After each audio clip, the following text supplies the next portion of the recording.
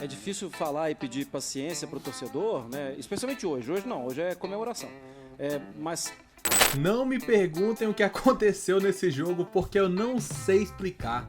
O Corinthians estava perdendo, estava atrás do resultado 2 vezes ali nos pênaltis e acabou classificando. O Hugo salvou o Corinthians, colocou o Timão na próxima fase. Mas vamos falar um pouco sobre o jogo hoje, analisar ali o que a imprensa vem falando, porque eles falaram muito nesse pós-jogo, elogiaram demais a atuação do Hugo, que conseguiu classificar o Timão para a próxima fase da Sul-Americana. O Corinthians começou bem, vencendo o jogo, dominando a partida.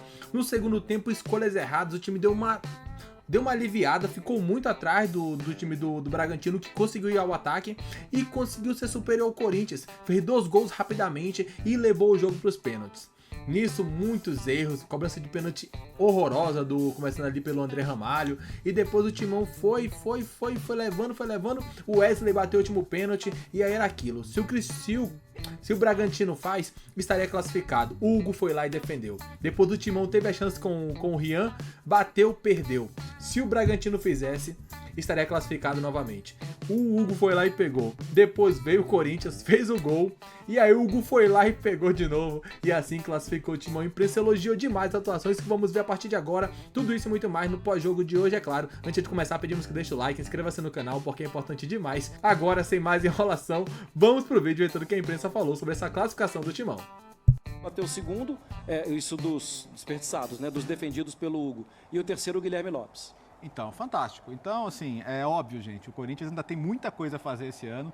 Estar nas Copas é incrível, né? E assim, acho que entre o cansaço das Copas e o moral que te dá estar vivo nas Copas, eu ainda prefiro, se estivesse no lugar do corintiano, falar, pô, que bom, sabe? De repente a gente pega um embalo só, vai levando e dá para ir rodando o elenco, dá, na medida do possível. O Thales Magno não jogou hoje, por exemplo. Mas tirou o Félix Torres tirou o Félix Torres, mas o Garro jogando mais à frente, mais perto do gol, mas sem deixar de ter a liberdade que ele sempre tem para arriscar, para finalizar, sendo super decisivo. Então eu acho que de repente esse embalo positivo, que é uma coisa que o Ramon experimentou no Vasco ano passado, né? De repente, pô, começa tudo a dar muito certo ali, torcedor vem junto, vem na empolgação, na animação, e o Corinthians sabe muito bem de ganhar jogos na marra, isso na sua história, sabe, né, de sair de situações difíceis, e eu acho que é uma classificação que mesmo mais dramática do que parecia, pode ser muito, muito positiva para a sequência da temporada, que ainda tem muita coisa difícil pela frente. É verdade.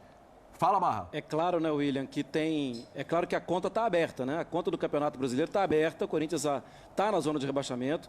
Inclusive, ele talvez daqui a algum tempo consiga enxergar o Red Bull Bragantino, que está só a 5 pontos do Corinthians. Era claro que para o Caixinha era muito importante o resultado, passar tal. Só que o elenco também não é um elenco tão grande assim. E daqui a pouco acende-se uma luzinha vermelha, né? Que está só a 5 pontos da zona de rebaixamento.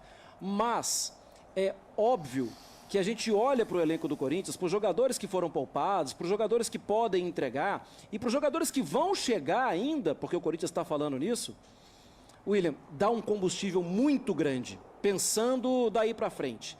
E eu estava acompanhando, a gente chega cedo no estádio, né? Estava acompanhando a primeira entrevista do Ramon, assim que ele chegou, é uma entrevista oficial, né, para os canais oficiais da Conmebol. E ele não tinha o papo que ele já falou anteriormente, que era de priorizar o Campeonato Brasileiro. Ele falou com todas as letras. A gente quer ficar um pouco mais na competição internacional. E não é querer. O Corinthians precisa disso. Isso é o tamanho do Corinthians. Só que o próximo jogo pode ser Fortaleza, né? Isso já aconteceu. Pode ser o Central. Tem algo pela frente. Mas conteúdo de elenco o Corinthians tem. O ano passado o Corinthians foi assim, né? Na base dos pênaltis. Esse ano já tira o Grêmio da Copa do Brasil nos pênaltis, tira agora o Bragantino nos pênaltis. O adversário pode ser o Fortaleza, se o Fortaleza passar pelo Central, né? E aí o ano passado o Corinthians para na Sul-Americana justamente diante do Fortaleza. E na Copa do Brasil ele, tira o Atlético Mineiro nos pênaltis, tira o Remo nos pênaltis, revertendo placares, né? O América Mineiro também nos pênaltis, sempre revertendo placares. Foi a sexta disputa de pênalti seguida que o Corinthians ganha. Exatamente. E assim, em termos de desempenho, esse time ele oscila muito, né? Ele tem muitos jogos na temporada onde ele faz um tempo muito bom e outro muito abaixo. E hoje foi isso que aconteceu de novo. A gente falou de tudo que aconteceu, de toda a emoção que foi o estádio, do Hugo, mas foi um segundo tempo onde o Corinthians baixa mesmo. Eu acho que fica até fisicamente um pouco abaixo, o Red Bull não exerceu uma pressão assim, mas naquele momento que conseguiu encurralar um pouco o Corinthians, os gols saíram. O Corinthians, por exemplo, vai na Bahia e faz um jogaço contra o Bahia no primeiro tempo. Foi. No segundo, não toma um gol, não sabe como. Então é um time que ainda sente um pouco essa questão dentro do próprio jogo. Você acha que isso é uma questão tática, uma questão física, ou eu acho que tem muito a ver com o fato do time sentir quando as coisas não andam bem, porque o time precisa de mais do resultado e não tem confiança necessária ainda? A questão física, Birner, eu acho que ela vai cobrar o Corinthians em algum momento, porque por mais que o elenco agora esteja maior, o Corinthians foi um dos únicos times no Brasil que não rodou elenco nem estadual. E outra Porque coisa, era a dinâmica cada de jogo hoje, né, Renan? Desculpa, a dinâmica de jogo hoje na questão física ela é muito diferente daqueles outros mata-matas que a gente falava, o Corinthians está indo, reveza e vai indo. Não, isso que eu ia o falar. espaço surgia, 2, 3 toques, uma Corinthians esticada ter depois. chegado na A dinâmica de jogo hoje foi passado, diferente. Foi um acidente, o Corinthians não jogou bola. Aquele jogo do Estudiantes, aliás, ficou o Cássio naquelas noites, né? Sim, Histórico. Mas hoje o Corinthians fez um baita primeiro tempo, cara. Acho que foi um dos melhores tempos, inclusive com o Ramon. O time jogando. Tinha feito um bom primeiro tempo contra o próprio Bragantino na ida, né? E o time tem virado um pouco a identidade e tem ficado um time mais vertical, né? Ele tá funcionando mais em transição do que aquele jogo mais elaborado. O próprio Antônio Oliveira tentava fazer um jogo mais posicional, com o time trocando um pouco mais de passe. Tem a ver com um pouco a ausência de um centroavante, ou a escolha de não jogar com centroavante. E hoje tá funcionando melhor quando acelera, né? Quando busca o ataque mais rápido. Mário Marra chamou, hoje, né, Renato, assim... Sim, tô chamando, tô o tempo inteiro batendo Manda papo com ver, vocês não, aqui por dentro favor, do Mário Marra. Porque a gente só tem você até a hora que o Ramon falar, então a gente tem que te aproveitar bastante. Vamos lá. Espero que o Ramon demore. Tá bem. E aí, acho que hoje tem uma situação interessante, que é uma situação que não é muito comum, de ver Coronado e Garro juntos. E aí, acho que foi o Pedro, foi o Vitor, né, que perguntou onde foi que o Corinthians baixou, né, se é na questão física. Eu vi o Coronado no segundo tempo bem abaixo. Com o Ramon, como ele disse, priorizando o Campeonato Brasileiro, ambos joguem juntos. E eu acho que tem que ser assim para ver se dá ou não dá para jogar. Mas eu, quando olho o que tem acontecido, mesmo com o Coronado entregando com a bola, eu acho que ainda é insuficiente para o Corinthians, que precisa de uma outra coisa para poder se recuperar, ganhar confiança e voltar a ser um time que pontou no Brasileiro para ter tranquilidade até o final da temporada. O espírito do time das Copas É difícil falar, né, Vitor? Oi, fala, Marra, fala. É difícil falar e pedir paciência para o torcedor, né? Especialmente hoje. Hoje não, hoje é comemoração. Mas talvez a temporada do Coronado seja a próxima, por essa questão física mesmo. Né? Eu sei do salário, uma questão. Mas o torcedor precisa entender. Assim, ele é um jogador que chega depois de jogar um bom tempo em um nível de competitividade diferente do nível de exigência e competitividade do Corinthians. Então, assim... Enquanto der para ele ficar em campo, ele vai ajudar. Mas o torcedor precisa entender que talvez a próxima temporada é que venha a ser a temporada de ver o Coronado no seu melhor momento. É como você comunica e como você contrata, né? Porque você contratou naquela de que está se falando muito sobre esse jogador. Então vamos pegar, coloca ele em campo porque ele é nossa tábua de salvação. O que era o Corinthians quando ele chega? Então, eu tô com Marra. E seria, sabe, o caminho natural das coisas. E a situação de jogo hoje, ela... muito mal comparando, mas a questão de queda física e necessidade, ela me lembra muito aquele Flamengo do segundo tempo contra o Bolívar, que acaba todo mundo ali, né?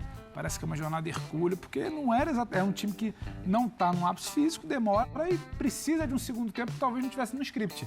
O Flamengo sonhou com uma vantagem talvez construída no primeiro tempo, o Corinthians talvez tenha sonhado com uma situação resolvida e com o passar do jogo não estava resolvido. Red Bull Bragantino, para comparar também assim como o Grêmio na semana passada, sempre jogava melhor, faz 2 gols rápido. Quando começou, o jogo começou a exigir mais fisicamente. Compete, ele começa a trocar. Marcação da jogada aérea o Red Bull Bragantino, que não entrou no jogo no primeiro, tinha mais fôlego, tinha mais ar, mas voltou. Então tá aí um pouco da análise dos comentaristas, né? Falando um pouco sobre esse jogo e a classificação do Corinthians para a próxima fase da Copa Sul-Americana. Um jogo de hoje, assim, acho que tá todo mundo ainda meio sem entender o que aconteceu. Obviamente comemorando, né? Porque tem que comemorar pelo que foi o jogo, por como foi o jogo, pela maneira que foi, né? Então, assim, tem um momento que todo mundo achou e pensou, já era. Se o Bragantino fizer, acabou e tudo mais. Porém, o Hugo foi lá defender o Hugo foi lá defender o segundo, o Hugo conseguiu classificar o Timão, defendendo 3 pênaltis seguidos, tipo assim, um negócio inacreditável. O Corinthians tem que contratar esse cara para ontem. É um valor bem baixo se você parar para olhar, porque foram 200 mil euros pelo empréstimo, dá cerca de 1.400.000, 1,5 milhão de reais.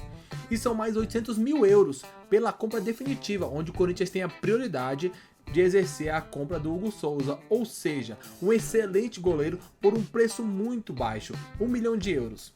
Perdeu o Carlos Miguel por 4, mas vai contratar um goleiro espetacular, pelo que vem demonstrando dentro de campo o Hugo, por apenas 1 milhão de euros, ou seja, tem que contratar para ontem, porque já viu, né?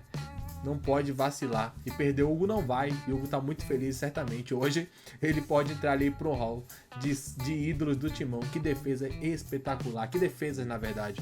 Vamos acompanhar tudo o que estão falando sobre o Corinthians. A qualquer momento voltaremos. Um grande abraço a todos e até logo mais. Valeu!